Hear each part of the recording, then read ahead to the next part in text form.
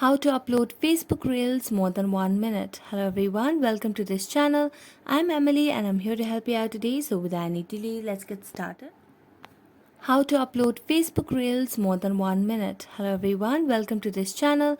I'm Emily and I'm here to help you out today. So without any delay, let's get started. So first of all, open up your Facebook application on your device. Make sure that you're logged into your account. After logging into your account, what you need to do is just tap on what's on your mind option over here at the top. Then select on the photo or video option over here. Then select on any of the video that is more than 1 minute or at least for 1 minute.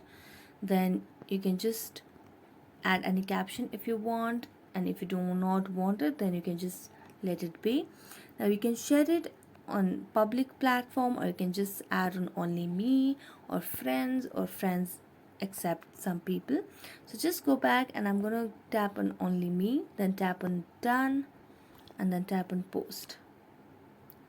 Now this will be uploaded as a Facebook reel, so it is more than 1 minute, so you have downloaded or uploaded it in Facebook.